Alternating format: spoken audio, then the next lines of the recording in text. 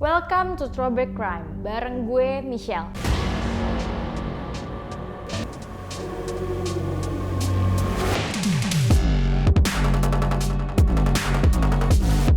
Pada episode kali ini gue akan bahas kasus pembunuhan Pulau Mas yang menyebabkan satu keluarga tewas pada Desember 2016 silam. Sebelum gue bahas lebih lanjut, please subscribe, like, and comment this video. Selasa 27 Desember 2016, publik dibuat geger oleh temuan 11 orang yang disekap di perumahan mewah Pulau Mas, Jakarta Timur. Tepatnya di dalam kamar mandi berukuran 2 x 1 meter persegi, di mana mereka saling merebut oksigen untuk bisa bertahan hidup. Dari 11 orang yang ditemukan, 6 orang tewas dan 5 orang lainnya selamat, namun harus tetap menjalani perawatan intensif di RS Kartika Pulau Mas.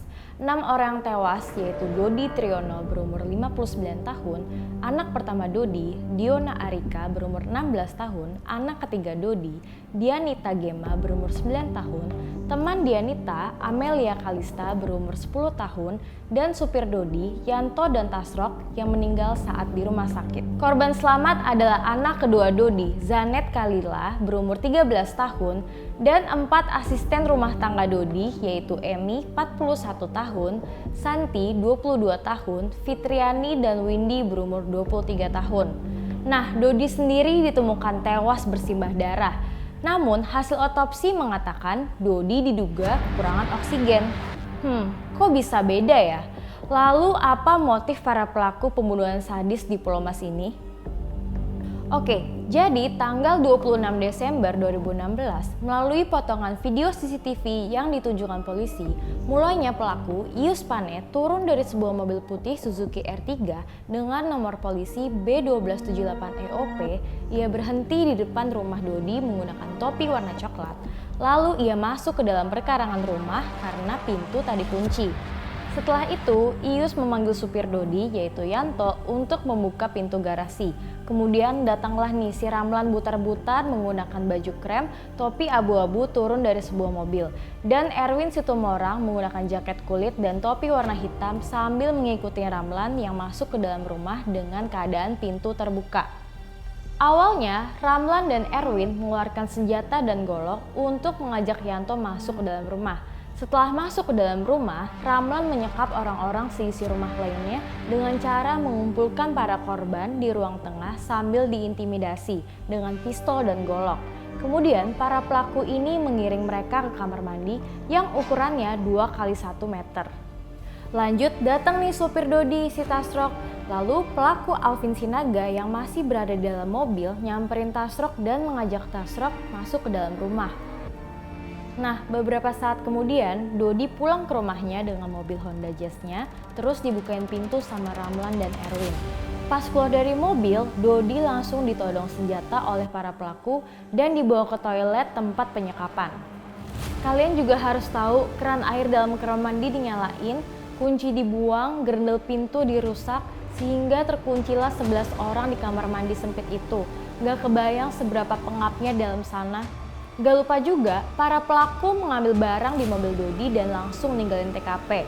Tapi nih ya, mereka ngaku ke polisi cuma ngambil uang 1 juta dan jam tangan. Udah salah, bohong pula. Terus sempat juga motif pembunuhan sadis ke Dodi dan keluarga ini menjadi misteri. Pengacara Dodi menduga ada motif lain di balik pembunuhan ini. Ditambah gak ada barang berharga milik Dodi yang dibawa pelaku. Sehingga pengacara Dodi berkesimpulan bukan kasus perampokan. Lalu bagaimana kasus ini bisa terungkap? Jadi gini ceritanya. Awalnya kasus ini bisa terungkap dari laporan temannya Diona yaitu Sheila Putri. Sheila mengatakan jika Diona tidak bisa dihubungi dari hari Senin 26 Desember 2016 karena sebelumnya mereka sudah janji mau jalan-jalan.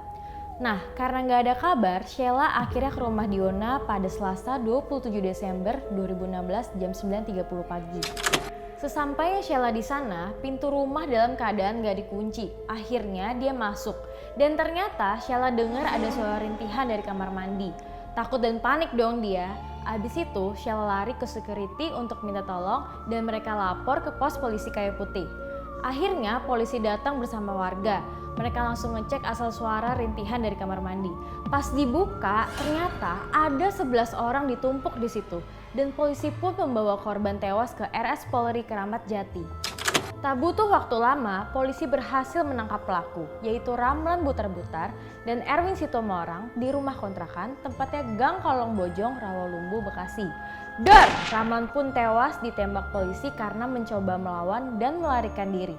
Sementara Erwin mengalami luka tembak dan sempat dirawat rumah sakit Polri. Setelah itu, polisi juga langsung menangkap supir perampok rumah Dodi, Alvin Berdius Sinaga di hari yang sama. Alvin ditangkap di Villa Masa Indah Bekasi Utara.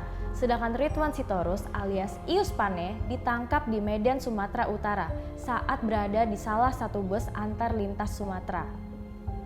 Dalam kasus ini, KPAI juga buka suara. KPAI menduga motif kasus pembunuhan Pulau Mas dilatar belakangi balas dendam karena tidak ada barang korban yang hilang. Namun, polisi menyebut bahwa motif pembunuhan di Pulau Mas yakni perampokan yang disertai pembunuhan karena polisi menyita barang-barang berharga yang diduga diambil dua pelaku dari rumah Dodi. Polisi pun menyita sejumlah barang bukti dari pelaku Ramlan, yaitu uang 6,3 juta, kemudian jam Rolex warna silver, topi hitam, 2 ponsel Samsung, 1 ponsel BlackBerry hitam, kunci motor, kacamata, jaket kemeja putih gading. By the way, topi dan kemeja ikut digasak juga buat apa ya?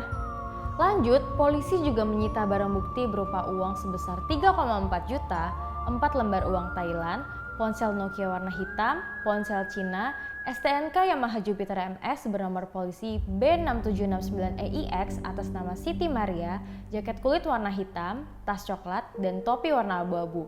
Wah, gokil, banyak banget yang diambil, jangan ditiru ya teman-teman. Yuk lanjut, sekarang gue akan ceritain siapa sih Dodi Triyono. Sosok mendiang Dodi memiliki latar belakang pendidikan arsitek dan pengusaha properti. Kalau dilihat dari Instagramnya, Dodi ini suka koleksi mobil mewah seperti mobil sport. Beneran orkai sih guys. Terkait kehidupan pribadinya, Dodi diketahui pernah menikah sebanyak 3 kali. Namun dari pernikahan pertama dan kedua, ia bercerai. Istri pertama bernama Dewi dan istri kedua bernama Almianda Syafira. Masing-masing memiliki 3 anak. Sedangkan istri ketiga saat itu sedang hamil. Namanya adalah Elsia Agnesia Kalangi. Profesi Agnes diketahui merupakan model cantik asal Makassar. Saat itu ia berusia 19 tahun dan tengah mengandung 7 bulan anak dari Dodi. Dalam kasus ini, Agnes juga diperiksa polisi terkait keberadaannya saat kejadian. Dari keterangan Agnes, Agnes tak pernah datang ke rumah Dodi selama pernikahan sirinya 2015. Agnes mengaku tinggal di apartemen sehingga ia tidak mengetahui aktivitas Dodi di rumah. Agnes juga nggak tahu barang yang hilang saat rumah Dodi dirampok. Ia baru tahu kabar ini dari mantan ART-nya. Dari keterangan KPAI, Agnes juga menjenguk anak Dodi, yaitu Zanet. Bahkan, Agnes tinggal bersama anak Dodi dari istri kedua, sebelum Dodi dan anaknya ditemukan tewas. Kasus penyekapan dan pembunuhan Pulau Mas ini mendapat perhatian dari Menteri Sosial yang saat itu dijabat oleh Ibu Khofifah. Bahkan, beliau menjenguk kelima korban yang selamat dari kasus pembunuhan ini. Nah, ada juga keterangan dari orang yang kenal Dodi nih, salah satunya adik ipar Dodi, yaitu Dewi. Dewi sempat ngomong kalau Dodi baru aja menang tender proyek kawasan GBK. Namun, manajemen GBK pun langsung membantah. Dalam keterangannya, pihak GBK menjelaskan Dodi hanya mitra lama PPK GBK dalam proyek pengembangan sebagian area GBK. Selain itu, ada juga keterangan dari Ketua RW 16 Abdul Ghani, Dodi memiliki hubungan baik dengan Presiden Jokowi yang ketika itu menjabat sebagai Gubernur DKI.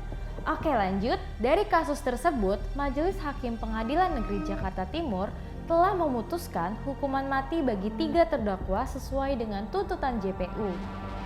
Pelaku dijerat pasal 340 KUHP tentang pembunuhan berencana. 3 bandit tersebut yaitu Ius Pane, Erwin Sitomorang, dan Alvin Sinaga. Mereka sempat mengajukan kasasi, namun MA menolaknya, sehingga mereka divonis hukuman mati. Gila, gue nggak habis pikir para pelaku tega nyekap 11 orang di dalam toilet berukuran 2 x 1 meter hingga memakan 6 korban jiwa dan 5 orang luka-luka, terus masih juga ngajuin kasasi. Hello, sadar dong sama apa yang kalian perbuat. Tapi ya, mereka udah mendapatkan hukuman yang pantas sih atas perbuatannya.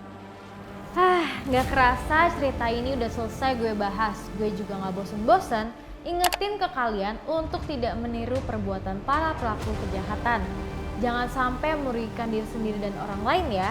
So, sekian Throwback Crime kali ini. Next episode gue akan bahas cerita dari kasus kriminal lainnya yang menarik untuk dibahas. Terima kasih untuk kalian yang udah nonton hingga akhir segmen. Jangan lupa like, comment, and subscribe channel ini ya, biar gue makin semangat buat bahas kasus-kasus lainnya. Gue Michelle, see you di next episode. Bye!